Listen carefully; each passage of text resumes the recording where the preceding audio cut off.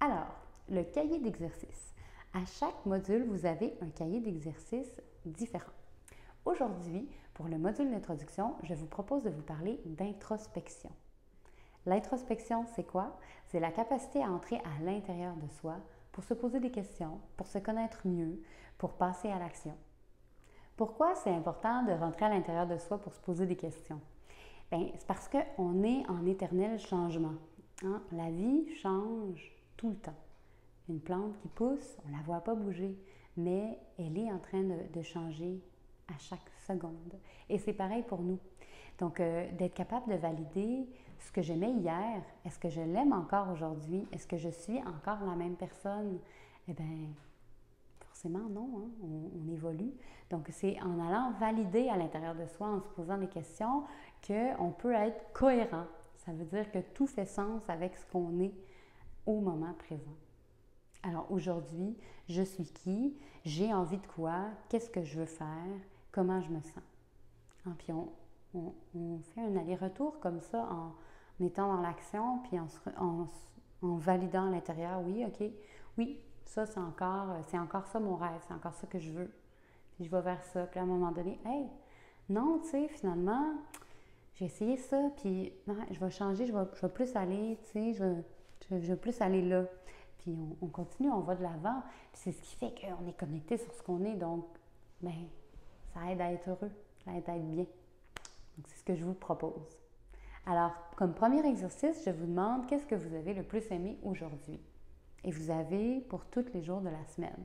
Donc, essayez de trouver un moment dans la journée qui va être toujours le même. Donc, peut-être à l'heure du souper, ça peut être une activité, un moment que vous partagez avec les membres de votre famille, de vous demander qu'est-ce que vous avez le plus aimé aujourd'hui.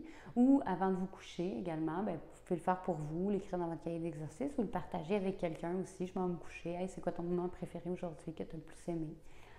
Vous allez voir, ça a vraiment l'air banal, mais ça devient intéressant quand on le fait de façon régulière parce qu'on s'ouvre. C'est comme si on s'ouvrait au positif.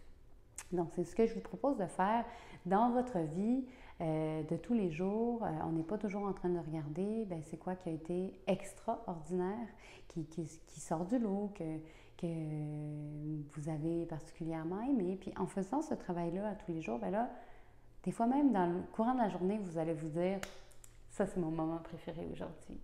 Donc, allez-y à tous les jours de la semaine. Dans le cahier d'exercice, vous avez également une page qui s'appelle « Tout et n'importe quoi ». C'est une page qui va se retrouver à chaque module, à la fin, où vous n'avez aucune contrainte, mis à part celle de la remplir. Donc, ça peut être un mot, écrit en petit, écrit en gros, un dessin, un poème, un collage, une peinture. Vous pouvez vraiment faire ce que vous voulez. L'important, c'est pas que ça soit beau, c'est pas que ça soit pertinent.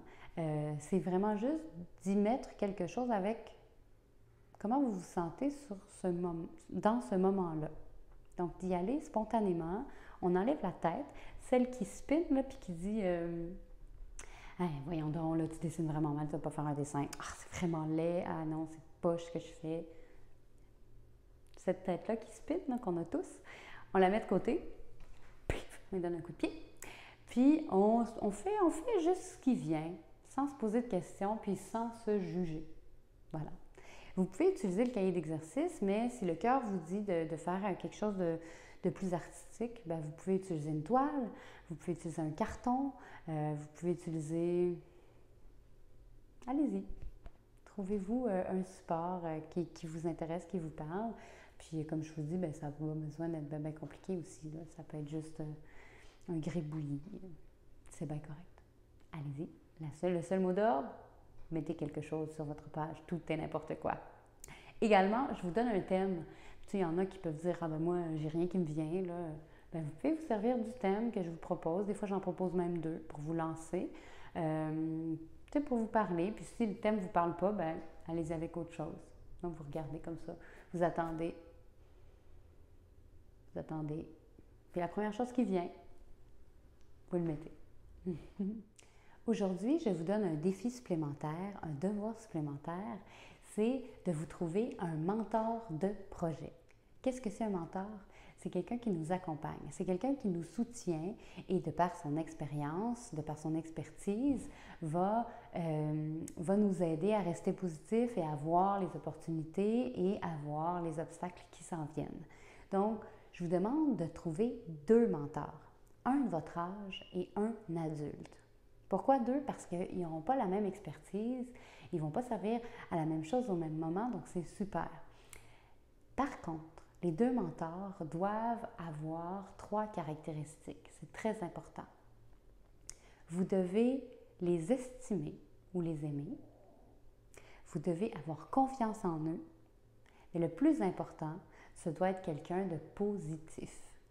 Donc, on ne veut pas la personne qui va vous dire hey, « Voyons donc, fais pas ça. Ah, moi, j'ai déjà fait ça puis ça n'a pas marché. » Toutes ces personnes-là qu'on a autour de nous, on en connaît plein. Là, il y a plein d'images qui nous viennent. Ces gens-là, c'est parfait. Ça, les critiques, qu'on les appelle, on les met de côté. Puis quand une journée, là, on sent vraiment d'attaque, on a confiance en nous, puis on a envie qu'ils nous donnent, qu'ils nous challenge un peu sur notre projet, qu'ils nous donnent des commentaires, bien, c'est eux qu'on appelle parce qu'on sait qu'ils vont être directs, qu'ils vont nous dire les choses. Puis comme on se sent bien, bien, on est capable de les prendre. Ça c'est des critiques. Mais pour les mentors, ce n'est pas ces gens-là qu'on veut. On veut la personne qui va toujours voir le bon côté de chaque situation. La personne positive qui va vous dire « Wow, c'est extraordinaire! Hey, t'as-tu pensé à telle chose, à telle chose? » Cette personne-là là, qui dégage une énergie qu'on a envie d'être à côté. Donc, c'est ces 3 caractéristiques-là pour vos 2 mentors. Donc, allez-y, faites votre premier devoir. J'aimerais ajouter, lorsque j'ai nommé que vous deviez avoir 2 mentors, peut-être qu'il y a des gens qui vous ont popé, là, qui sont venus tout de suite en tête. Mais c'est ces gens-là que vous devez approcher. Peut-être des fois, on n'ose pas, on se dit « Ah, j'ai pensé à telle personne, mais là, je n'oserais pas, là, franchement. » Je veux juste vous renvoyer la balle. Si je vous demandais à vous « Hey, écoute, j'ai envie de réaliser un rêve, puis j'ai besoin de trouver quelqu'un qui va m'aider à m'accompagner là-dedans, dans la réalisation de mon rêve. J'ai pensé à toi, est-ce que ça te tenterait de m'accompagner? » Qu'est-ce que ça vous fait? Ça fait plaisir. Hein? Ben oui, c'est sûr. Donc, n'hésitez pas. Cette personne-là à qui vous avez pensé, vous allez lui faire un cadeau énorme en lui demandant de devenir votre mentor de projet. Donc, allez-y, foncez.